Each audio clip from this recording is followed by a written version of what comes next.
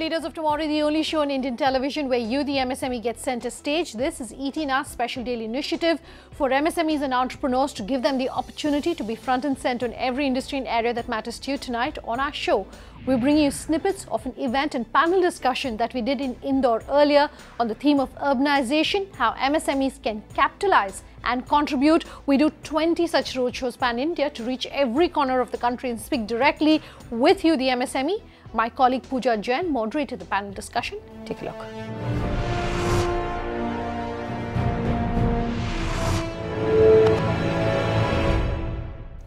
Well, Rishikesh, I'd like to start the conversation with you.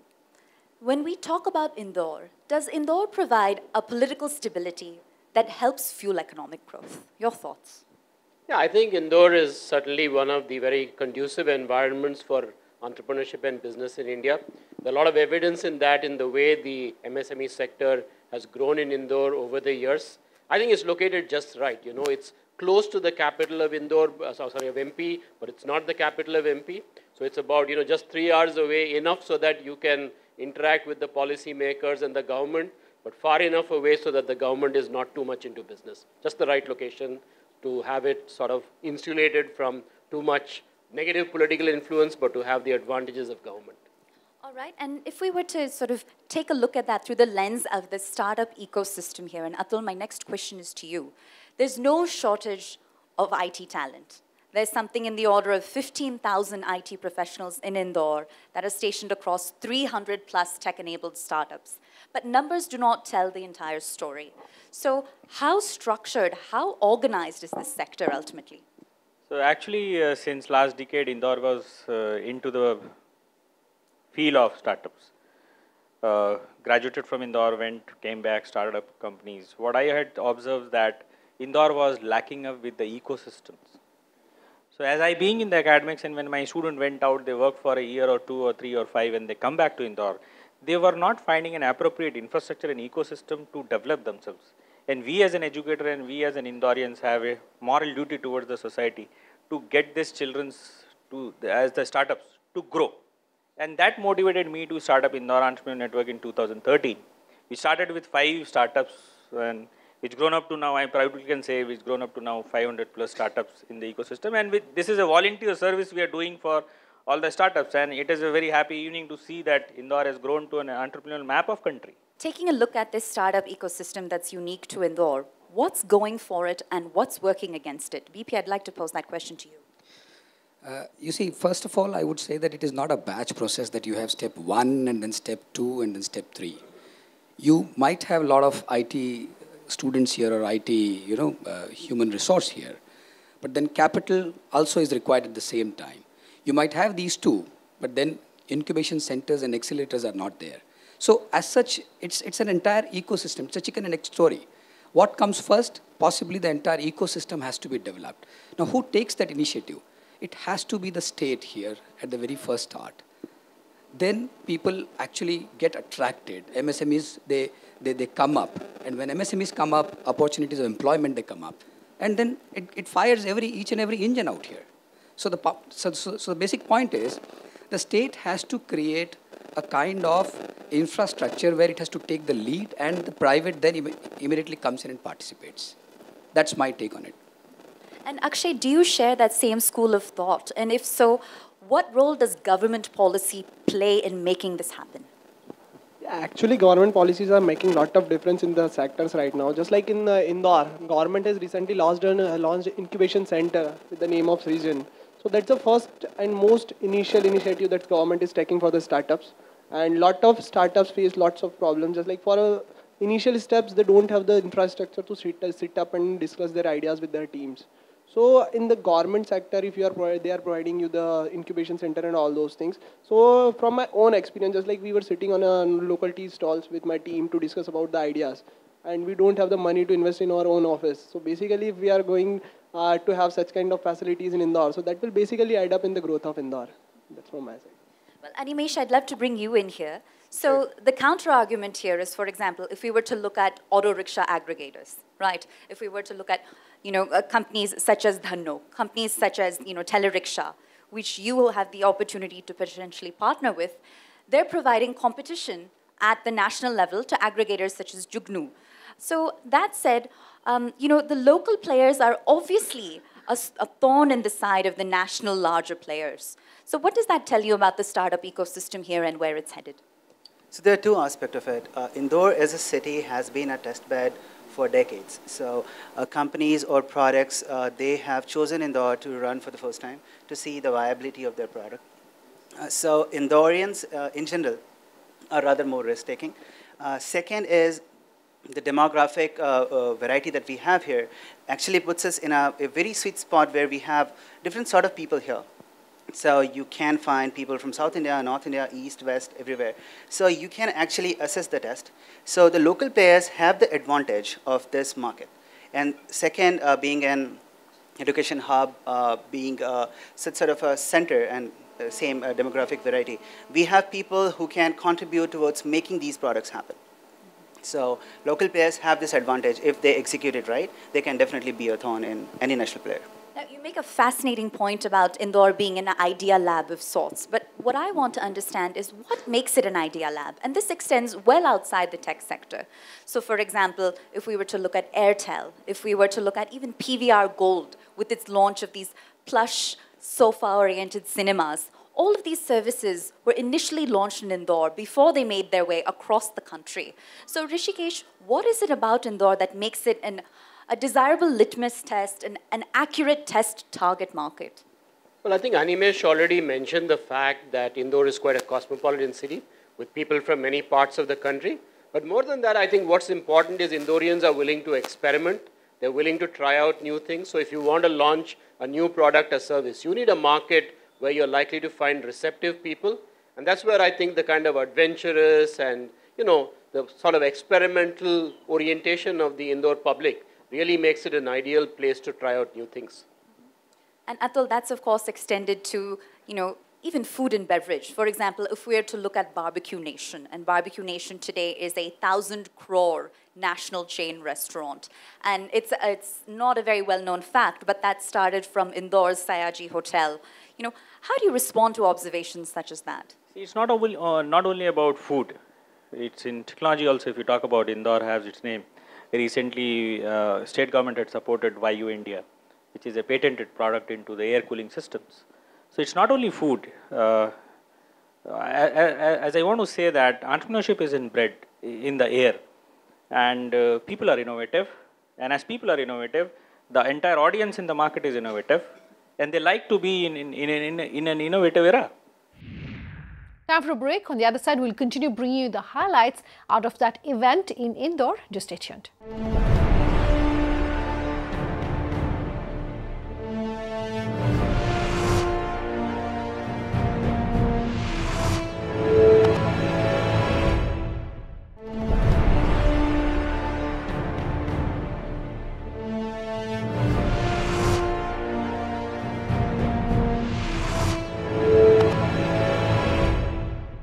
Welcome back with us here on Leaders of Tomorrow, and we're continuing to bring you highlights out of a panel discussion that the team from Leaders of Tomorrow did in Indore on the theme of urbanization, how MSMEs can capitalize and contribute. Take a look. A lot of top talent as they graduate and enter the workforce, many times they inherit managers that don't share that mindset. So how is that dynamic? How is that conflict managed? And Animesh, I'd love to pose that question to you. So as someone enters the workforce and they have a boss who doesn't believe or doesn't have that innovative bent, how can someone young and talented bridge that gap? That's a very tricky question. I have never been in that situation myself. But I would assume if I were to have such a boss, where the boss is not very receptive to my ideas, then probably I would start to do some workaround wherein instead of just pitching him the idea, I would rather pitch him a working version of it or show a competitive example outside, maybe in India or outside India, and give him some data to convince him, and then walk the way forward from there. Because a lot of people are not willing to receive new ideas because they are not well informed about the change which is happening around them. So they're too much into them, probably because they're inside the box. So you have to show them the picture which is outside the box. You know, excellent. And to build on that, Akshay, like for example, if we were to take a look at 4G Wi-Fi, you know, in India, it's a luxury, perhaps. And outside of India, especially in the more developed countries, it's almost a basic expectation, right? So how does consumer behavior, how do consumer expectations change, and how do you adjust your business model accordingly? The thing is that the basic thing of sustaining is adaptation. So basically, if you are talking about outside India, there means that's a 4G is a basic thing, and in India, 4G is a charm for the peoples and all those things. So the first of thing we need to understand all those things is just like we are a developing country. So if we are in the ecosystem of a developing country, we just need to know the art of adjustment and adaptations. So just like I have an example, just like you need to know about the market and adaptation. Just like in 2000, a startup came up in the Silicon Valley. That's about online video channel, but it's failed. But after 3 years of that, one startup came up with the name of YouTube, and now everyone knows it. So the only thing is that that startup was coming up before the time. So they don't have the time to sustain and adopt the thing. If they means people were not aware of online video streaming and all those things. They don't have the internet connection to stream the videos online. But at that moment they were prior to time, and they was not being able to adopt that situation at that scenario. So we need to adopt the things, we need to learn about the market, and we need to change ourselves. Well, Akshay's point brings us back to Indore, and Indore having this iterative feedback loop that makes the consumer database that's Indorean very valuable to some of these larger and smaller players. So, you know, BP, is that simply a coincidence, or has that been natured and nurtured in a latent way that we just have not paid attention to? You're talking about the DNA of Indore per se? Well, that's the reason I'm here. I mean, I came here and I just became an Indorean, and I love to be and I take pride in being now, you know, settling myself out here. So this seems to be inherent. It was inherent. It was spoken in olden times, you know, कि आपको अगर मालवा का कुछ seven करना है तो वहाँ जाना पड़ेगा. Am I correct? That was what the scene was, which is what I find. And believe me, I'm hugely bullish, at least on this part of the geography now, across India. If at all somebody has to question that Indore does not have still the attributes required for a huge amount of urbanization or a huge amount of progress, my counter question to that person would be that the other cities which have grown now, whether it is Hyderabad, Bangalore, Pune, or even Mumbai and all those places, or even NCR, they have become so large and so huge that they are dying because of their own weight. You see, there is something known as a natural law which will really affect everyone. That's the reason dinosaurs are not there today. So the point is, because if somebody tells me that Indore doesn't have still the attributes, I would say that leave that side. It's just because the other cities have lost the attribute, Indore is going to grow. You know, and GST came in. But you know, there are both, I think you put the point quite well, but you know, there are both aggregation benefits and aggregation disadvantages. What we are beginning to see now in some of the big cities is certainly the disadvantages. But it's quite amazing, right? You know, Animesh mentioned that he has a team working in Bangalore. Bangalore traffic is horrendous. The other day it took me 3.5 hours to get to the airport. Yet there's still people moving businesses there. There are people starting up there. So at times, you know, even though there are those serious disadvantages. Sir, I fully accept what you say, but you just open up the chapter that if the guy is somewhere nearby, maybe Indore, he would love to come here. Only thing is you show him the opportunity. And that's where I'm telling you, MSME, I am hugely bullish. Let's look at records. Most of the developed nations, I do not know if you've gone into the records, most of the developed nations, they have 50% of the GDP contributed by MSMEs. Whereas in India, it is just partly, so abysmally low, 8%. And MSME is almost employing 25% of the population, working population of India. So 8% vis-a-vis 50. I'm not talking about developed nations. Let's not look at that big number, but we need to progress. And maybe I think the budget talks about, the financial budget talks about this number of 8% going up to almost about 20%. And for which there is a very strong deliberation going on of reducing the interest rates, which is what I just now mentioned. There's a subsidized program and a thought going on. Second is a compulsory procurement from MSME by government departments. And as we all know, government is going to come in big way into spending. And various other things, cluster kind of stuff which is going to be done So you'll be actually seeing maybe a common hall, a conference hall, a common R&D, a common facility, you know, for most of the MSMEs. So there will be a cluster. So all that if I put together, and as I told you again and again, GST, except you leave aside the forms and quarterly and monthly numbers and forms that you have to fill up and the hassle that you're going through, which is just temporary, believe me, everything looks rosy to me. But you know, Indore has to ride at least one wave. You know, that's a problem, Mr. Inani. See, just look back. You know, I remember, you know, I was not in Indore at that time, but in the 1980s, I used to read articles which said that Pithampur is going to become the Detroit of India. Now, many more Detroits have formed, but Pithampur did not become that Detroit. It's certainly an important cluster, but it never became Detroit. Similarly, you have the IT wave in the 90s, and you know, you have companies like Infosys, which really made Bangalore. Somehow there's one of these waves, we have to ride it and, you know, really make it happen. Sir, it still happens to be a place where you have IIM and IIT. Yeah. Don't depend only on IIM and IIT. I know I would put my money on the entrepreneurs. It still happens to be a place where we have such kind of experimenting people. And believe me, I always would want to be on the optimistic side. You know that you know gives you a feeling of waking up the next day and really looking out for some kind of miracle. Even I, sir, sorry, but I endorse Mr. Inani. No, I'm optimistic too. All I'm telling you is that you have to create a strong set of enterprises around one particular business or one particular domain. You have to be able to brand the city around that. Correct. I mean, today what is Indore's branding outside? It's a good branding. It's all about food and snacks and all that. That's what people think of first. You know, but that's a nice thing to do, but that's not going to drive a lot of, you know, the next wave of entrepreneurship. So you have to figure out what is that next thing that's going to make a difference and find a way of driving that. So, sir, in the same course of action, Mr. Inani, you will agree that the government of state of Madhya Pradesh has started that Namkeen cluster, and where the snack manufacturing is coming up. Earlier, we are known for textiles in Indore, and after that, pharma sector, and after that, automobile. Automobile somehow had not worked, but still we have John Deere as a 100% export-oriented. I would disagree here. Yeah. Eicher Motors has plant nowhere else except, you know, MP, Devas and all that. Enfield is a two-wheeler thing which they bought it over in Chennai. But otherwise, whenever you speak to the main man, Mr. Vinod Agarwal, he will always say, why do I have to expand? I have power here, I have people here. I mean, why should I go out? That's what you get to hear, you know. So the point is, automobile is there, and in any case, cotton because this is a belt of cotton. Cotton prices at one point in time were ruled by Indore, the world over. I mean, that's what I'm told, 20 years back when I came. Yeah, you have to find the next secret sauce, Mr. Inani. Sir, there have been many companies who have had multiple outlets and multiple stores.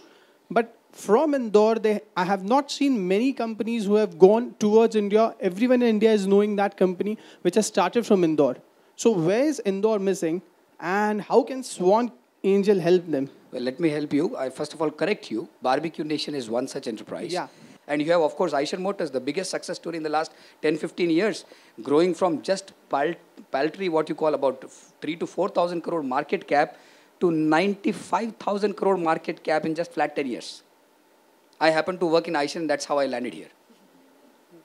So believe me, not one. There are so many stories. And of course, tech, as people on this panel have very much said, that we do have this technological constraint just because the ecosystem did not develop that time. And it's never late. The startups do need the people to work upon the technology. So we are lacking on that. Thus, government is taking something forward for that. That I have inquired on Google that still we are not having that Prince 2 and that project management courses. No one is providing them to the young students of engineering. If you go into IT and other domains, we are actually at least we have some bucket which tier 2 cities of India does not have. Indore had missed the bus, as rightly said by the sir. And today, if you talk about IT, Indore is having DXC Technologies, which is world's on the top-notch IT companies. And we have now Infosys also, we have TCS also. And this small ignition, in next 5 years, just see, Indore is going to be the IT hub center of country also. Mr. Atul, let me reframe this. Again and again we say we missed the bus or we missed the train or whatever it is. we haven't missed the bus. We are going to take the next bus. Let's put it this way, please. Actually, I've been approached recently by one of the billionaire investors outside country. So I have a bit tricky question from you. If I'm approached by somebody outside the country and by somebody within Indore, then whom should I go with? So point is, whoever is giving you money, you have not to be possibly right now looking at the person. First, look at the commercials. The commercials which are suiting you the best, they have to be valued, first of all. Then behind the commercials, if at all, any of the person is providing you some kind of technical support or there is some kind of a sync in your business happening with some gentleman, then of course he carries a plus point. But if both remain to be a passive investor, it boils down to the commercial terms. That's about it.